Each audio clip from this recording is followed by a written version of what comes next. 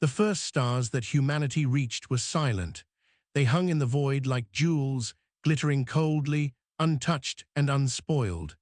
Generations of dreamers had imagined that beyond Earth's gravity well there would be wonders waiting, mysteries to solve, and perhaps even friends to find. What they had not expected was indifference. When the Terran exploration vessel Horizon broke into the outer edge of a system claimed by the Threx Dominion, there was no ceremony, no greeting, no ancient brotherhood of travelers extending their hand. The Dominion patrols encircled the fragile human ship like predators surrounding a wounded prey animal. The captain of the Horizon, a woman named Elena Vest, had spent her entire life preparing for the moment of first contact. She had trained herself in languages, philosophy, diplomacy, and war. She thought perhaps the beings who commanded such vast empires would welcome humanity as kin. Instead, she watched as towering reptilian forms appeared on her screens, eyes narrow slits filled with amusement and disdain. "Newborns," one of the Dominion commanders hissed. His voice carried through the translation software with an oily smoothness that made the words sound less like a greeting and more like a slur. Fragile spawn crawling out of their cradle. "You dare to enter the dominion of the Threx?" Elena lifted her chin. "We come in peace. Humanity seeks trade, knowledge, and kinship among the stars." Her words were received with a silence that lasted far too long. Then the Threx commander laughed, a guttural roar that reverberated like rolling thunder. "You are soft things, birthed from a single world, and you imagine you belong among us. You will serve as pets, as cattle, or as fuel for our fires. You are not our kin, you are prey." The Horizon was destroyed within the hour. The Dominion had believed that would be the end of it. They did not understand humanity. News of the slaughter reached Earth within weeks. The transmissions of burning hulls, the screams of dying explorers, and the last defiant words of Elena Vest lit a fire in the hearts of billions. Humanity had always been underestimated, even by itself. Nations had called one another weak, fragile, unworthy. But against extinction, Earth united. The Terran Defense Fleet was born not from arrogance, but from survival. They built warships in orbit, their frames black and angular, designed not for beauty, but for efficiency. Men and women who once studied literature or sculpted marble now bent their backs to the production of steel and plasma weaponry. Entire cities were transformed into forges of war. Admiral Sarah Cade was given command of the first unified fleet. Her name was not one of ancient nobility. She was the daughter of farmers from the plains of Kansas. Her hands had once known the soil and the harvest, but now they carried the weight of every man, woman, and child who dared to call Earth their home. She stood on the bridge of the Terran warship resolute and spoke without hesitation. "They think us weak. They think us children. They will learn what it means to corner an animal that has nothing left to lose." Her officers did not cheer, they did not smile, they only nodded, grim and determined, for humanity was no longer a race of dreamers gazing at the stars. Humanity had been broken of its illusions, now it was something else entirely. Now it was dangerous. Far beyond human space, in the crystalline halls of the Selari Ascendancy, the Empress Shylthra received news of the Dominion's skirmish with the newborn species. She sat upon a throne carved from living crystal, her form tall and slender, eyes like molten silver. The Selari had watched countless civilizations rise and fall. Some had burned brightly before being extinguished. Others had been crushed beneath the heel of stronger empires. She expected no difference here.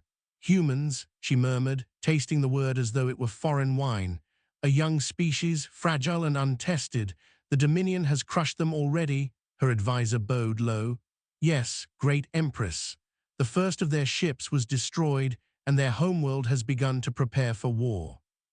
It will be amusing to watch them flail." Shylthra smiled. "Then let the Dominion waste its fleets on the humans. They will weaken themselves against gnats, and when both fall silent, we will harvest the ruins." The galaxy moved on. Empires schemed, traded, enslaved, and conquered. None gave thought to Earth, that single blue world orbiting a yellow star. None understood that in humanity's short history, every age had been a crucible of struggle. The Selari thought in terms of centuries, the Threx thought in terms of domination, the humans thought in terms of survival, and survival can become the most dangerous weapon of all. Admiral Sarah Cade paced the deck of the Resolute as the fleet prepared for its first offensive mission. The plan was audacious, bordering on madness. Instead of defending their homeworld with static fleets, the humans would strike directly into Dominion territory. Elias Morno, she said, turning to the fleet historian who had been conscripted into the role of strategist. Tell me again why this will work. Elias, his hair streaked with grey and his eyes alight with the fever of discovery, spread ancient star charts across the table. The Threx have fought for so long they have forgotten how to imagine defeat. They spread their fleets wide to intimidate, not to defend. Here, he jabbed a finger at a system near the Dominion's outer colonies. Their supply chains are weak. Strike here and you cut the artery, strike fast and they will bleed. Commander Jiro Tanaka, standing beside him, crossed his arms. If we fail, we will have nothing left to defend Earth with. Admiral Cade looked at her officers, her voice cold and sharp as forged steel. If we wait, we die. If we strike, we may live. I will not wait for them to burn my world while I hide behind speeches. Humanity moves forward, always forward. The fleet surged from orbit, engines burning white against the darkness. 50 ships, barely tested, filled with men and women who had never left their planet until now. They carried with them not the arrogance of ancient empires, but the fury of the hunted. The Dominion would soon learn that humanity was not prey. They were predators who had just discovered the stars. The fleet emerged from the abyss of hyperspace like a blade thrust into the flesh of the Dominion. Admiral Sarah Cade stood at the prow of the Resolute's bridge, her hands clasped behind her back, her face illuminated by the glow of tactical displays. The target was a Dominion supply world named Jarkath, a swollen planet girdled by orbital refineries and swollen with storage depots. Its skies boiled with the smoke of constant industry, and rivers of molten metal wound across its surface like veins of fire. This is not a fortress, Elias Morno whispered, his voice full of both fear and awe. This is a warehouse. Their arrogance blinds them. Cade's lips tightened into the faintest smile. Then let us blind them further. At her command, the Terran fleet spread into formation. Ships designed by desperate engineers and welded together by sleepless workers now faced the might of an empire that had ruled stars for millennia. There was no grace to the human warships. Their hulls were dark, angular, and jagged, as if their very construction had been an act of defiance against the elegance of alien designs. The Dominion patrol vessels moved swiftly to intercept. Sleek, curved like blades of obsidian, they darted forward with confidence. To the Threx, this was little more than an exercise in extermination. Admiral Commander Jiro Tanaka said, his voice clipped but steady. They are broadcasting surrender demands. Cade did not turn, transmit silence. The battle began in fire. Human rail cannons, crude compared to the refined plasma lances of the Dominion, ripped through the void with kinetic fury. Slugs of metal, accelerated to unimaginable speed, struck Dominion hulls with such force that shields buckled and ships split apart like kindling.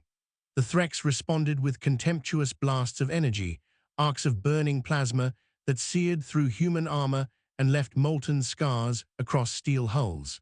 2 Terran vessels were annihilated within minutes, their crews erased in bursts of flame. But the humans pressed forward. On the bridge of the Resolute, alarms screamed as enemy fire lashed across their shields. Sparks showered from consoles, and smoke filled the air. Forward batteries, fire at will, Cade shouted. The Resolute's cannons roared, spitting streams of fire into the heart of the Dominion line. One enemy cruiser exploded in a chain reaction, scattering debris across the stars. Tanaka wiped blood from his brow where a console had burst. Admiral, the Dominion forces are breaking formation. Not breaking, Elias Morno said, eyes fixed on the tactical display. They are confused. They do not know how to fight prey that bites back. Cade seized the moment. Drive into their supply depots. Burn everything. The Terran fleet plunged past the reeling patrols and descended upon Jarketh's orbitals.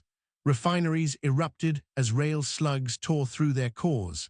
Flames leapt across the void as fuel depots ignited. The planet's skies turned red as orbital stations fell, raining molten wreckage upon the industrial world below. For the first time in history, humanity had not defended. Humanity had attacked. And the galaxy felt the tremor of awakening. On the surface of Jarketh, Threk's overseers gazed upward as fragments of burning stations plunged through the atmosphere. The ground shook as detonations rolled across the plains. Workers, slaves from conquered worlds, raised their heads and screamed with savage joy. For ages, they had labored under the lash of Dominion masters. For ages, they had believed their oppressors invincible, but in a single night of fire, the illusion shattered. Among the ruins, whispers spread like wildfire. The humans have come. The humans have struck the Dominion. High Regent Valxia received the news in his throne chamber, a cavernous hall adorned with the trophies of 1,000 conquests. His scaled face darkened as he listened to his advisor's stammer. "Your might, the humans have destroyed Jarketh's orbitals," one hissed. "The supply lines are broken. Entire fleets may starve without fuel." Valxia rose from his throne, towering above them, his talons flexing. "Humans, they are vermin, they are insects, and yet they dare to sting." One advisor, trembling, whispered, "Shall we call upon the full Dominion Armada?" Valxia's eyes burned with fury. "No, to summon the Armada against newborns would be to admit weakness. We will crush them with our talons alone. Assemble the war packs. I will tear Earth from its star with my own claws if I must." Thus pride blinded the Dominion further. The news of victory at Jarketh spread through Earth like lightning. Cities erupted with celebration, but beneath the cheering there was grim resolve. Humanity had bloodied the nose of a giant, and giants never forgave. In New Geneva, the Council of Earth met within a chamber carved beneath the mountains, its walls lined with displays of star maps and casualty lists. Admiral Cade stood before them, her uniform still scorched from battle, her eyes hollow with exhaustion but burning with resolve. "We have struck them, but we have not broken them," she said. "The Dominion will come. They will come in numbers we cannot yet imagine. If we wait, we die. If we strike, we may live. Our only path is forward." Some counselors argued for retreat, for isolation, for seeking peace. But Elias Morno stepped forward, his voice heavy with the weight of history. "Every age of humanity has been written in blood.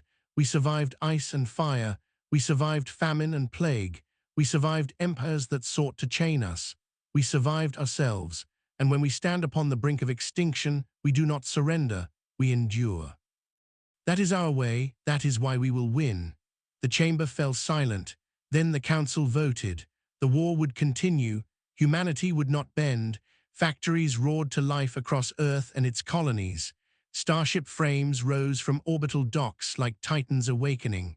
Soldiers drilled with a fervor born not of conquest, but of survival. The song of hammers striking steel became the heartbeat of a world preparing to defy the stars. Far away, the Empress Shilethra of the Selari Ascendancy watched with curiosity. Reports flowed into her crystal throne room, carried by envoys and spies. "The humans have destroyed Jarketh," one advisor said, bowing low. "The Dominion reels." The Empress's silver eyes glimmered. "So the vermin bite." "How amusing," another advisor, cautious, added. "Perhaps they are more than vermin. They strike with fury. They burn with a fire not often seen among the young. Perhaps they should not be ignored." Shilethra laughed softly, her voice like glass shattering. "The Dominion will crush them, and when both lie broken, we will claim the spoils. There is no need for us to act. We will let arrogance devour arrogance." But in her heart, though she would not admit it, there was a spark of unease. For she had lived long, and in her long memory she recalled other species who had been underestimated. Most had burned out, but a few had risen, and when they rose, They had changed the galaxy forever, and now she wondered if the humans might be such a spark. The Dominion war packs assembled like thunderheads on the horizon. From across the stars, the Threx gathered their ships, each one a weapon forged in centuries of conquest. Their cruisers were jagged spears of obsidian metal, bristling with plasma lances. Their carriers bore swarms of needle-like fighters, fast and merciless. Their dreadnoughts, hulking beasts the size of cities, radiated raw menace. High Regent Valxia stood upon the command dais of his flagship, the Bloodfang. The creature was immense, scales glistening with dark oil, his talons flexing against the carved stone floor. His voice rumbled like an earthquake. The humans defiled Jarketh. They have wounded the Dominion. The galaxy watches to see if we bleed. We will show them that we do not bleed, we devour. The assembled commanders bared their fangs in assent. Valxia's orders were simple. A full war pack would descend upon human space, raise their colonies, and leave Earth in ruins. There would be no mercy, no delay. The prey had bitten, and now the predator would crush its skull. But the Threx did not realize that prey which learns to fight back can become something else entirely. Admiral Cade's fleet gathered near the star Kepler-47, a crossroads system that lay between Dominion territory and Earth. It was here that she had chosen to make her stand. "Commander Tanaka," she said, her voice calm though her stomach twisted with unease, "report. Scouts confirm multiple Dominion formations en route," Tanaka replied. "They outnumber us nearly 5-1.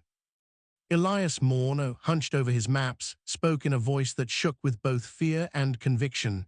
5-1 is nothing new in the history of war. Our ancestors faced worse. We will use their arrogance against them. They believe us incapable of strategy beyond defense. We will give them reason to doubt." Cade nodded. "Prepare the fleet. Initiate Phase 1. Phase 1 was deception." Human warships darted into the system and then retreated, feigning panic. Dominion commanders, confident in their superiority, surged forward to pursue. Phase 2 was the trap. As the Dominion ships crossed the asteroid belt, hidden Terran vessels emerged from the rocks, rail cannons primed. They unleashed a storm of kinetic fire. Slugs the size of cars ripped through Dominion shields, tearing vessels apart in showers of fire. The Bloodfang's massive form loomed in the distance, Valxia roaring in fury as his war pack faltered. "Push forward, crush them," he thundered, but Cade was waiting. "Phase 3, she commanded. From behind the star itself, Terran carriers emerged, releasing swarms of strike craft. Tiny compared to Dominion fighters, the human craft were improvised machines, stripped-down frames with engines strapped on.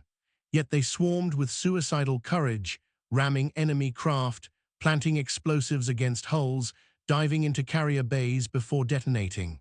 The Dominion was staggered. They had expected a clean slaughter. Instead, they found themselves bled by prey that refused to die. On the bridge of the Bloodfang, Valxia's eyes burned. "This is no prey," he snarled. "This is infection, and infection must be burned out with fire." He ordered the dreadnoughts forward, their plasma lances scouring the void with rivers of molten energy. Entire human ships dissolved in bursts of flame. But the trap had been sprung, and though humanity lost heavily, the Dominion lost something they had never imagined, their aura of invincibility. The battle at Kepler-47 raged for days. By its end, space was littered with wreckage, the corpses of both human and Threx drifting among shattered asteroids. On the Resolute, Admiral Cade stood amid smoke and ruin. Half her fleet was gone. Her ship's hull was scarred and bleeding air from ruptures, the dead numbered in the thousands, yet the Dominion had retreated. Elias Morno, his face pale, whispered, "We stood against them. We did not win, but we did not lose. We endured." Tanaka slammed his fist against the rail. "And that is victory enough." Messages poured in from across Earth and its colonies. News of the stand at Kepler-47 spread like wildfire. Humanity had not only struck Jarketh, they had faced the full fury of the Dominion and survived. And survival, in the face of impossible odds, was its own form of triumph. On Earth, children painted murals of human ships, standing against monstrous alien dreadnoughts. Workers in the factories doubled their efforts, inspired by the thought that their labor could forge the weapons of victory. Soldiers drilled with newfound zeal, no longer dreading annihilation, but hungering for battle. The Dominion had thought to break humanity's spirit. Instead, they had tempered it into steel. Empress Shilthra of the Selari Ascendancy watched with growing unease. She had intended to sit idle, to let Dominion and humanity bleed one another dry, but as reports flowed in, she felt the tremor of something greater. "The humans stand," she murmured, her silver eyes narrowing. "The Dominion falters." One advisor dared to whisper, "Perhaps it is time to intervene. If the Dominion falls, humanity may rise too quickly." Shilthra's voice was sharp as a blade. "Then we will act." Selari fleets, crystalline and radiant, swept into Dominion space. They came not to save humanity, but to claim territory weakened by the war. Their weapons were beams of pure light, their ships elegant shards of crystal, deadly and beautiful, but in their hunger they overreached. The Selari struck Celarius Prime, a Dominion stronghold, intent on seizing it. Yet humanity, too, had eyes upon the same system. Admiral Cade, seizing the chance, drove her battered fleet forward. The result was chaos. Dominion defenders, Selari invaders, and Terran warships collided in a storm of fire above Celarius Prime. The skies blazed, crystal ships shattered under rail fire, Dominion cruisers tore apart human frigates, plasma and light burned across the heavens. In the chaos, humanity struck at the heart. Cade's fleet pierced orbital defenses and rained destruction upon the surface below. Celarius Prime burned, its great cities collapsing into ash. The galaxy watched in horror. The humans had destroyed not only a Dominion world, but one that had stood for centuries as a symbol of power. The message was clear: humanity was not content to survive. Humanity would annihilate its enemies. The war reached its crescendo. The Dominion, humiliated, gathered its final fleets under High Regent Valxia. The Selari, alarmed, marshaled their forces under Empress Shilthra, and humanity, bloodied but unbroken, stood between them.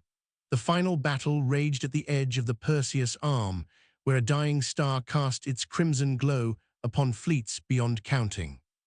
The Bloodfang faced the Resolute. Valxia's monstrous form glared across the void at Admiral Cade.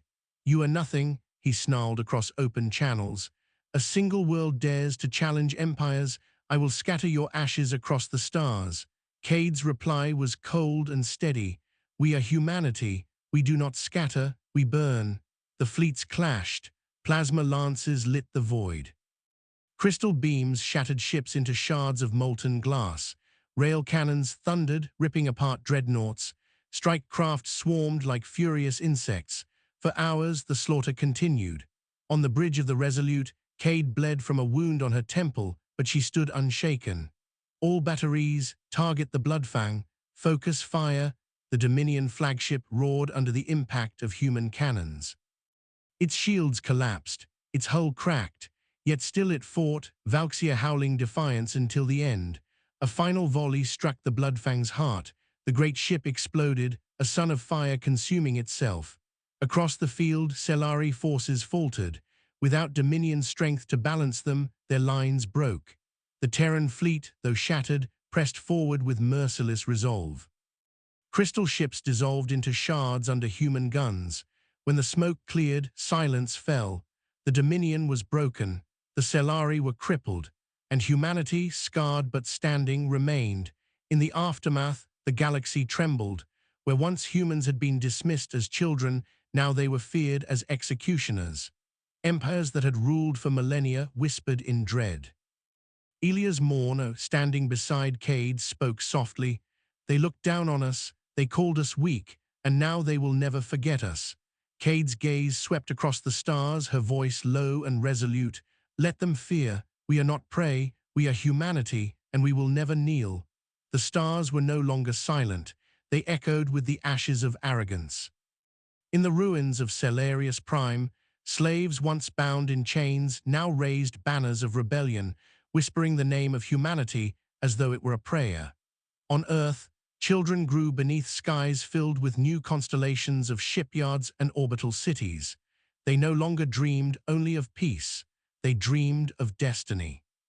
In the crystal halls of the wounded Selari Ascendancy, Empress Shylthra sat in silence, her silver eyes haunted.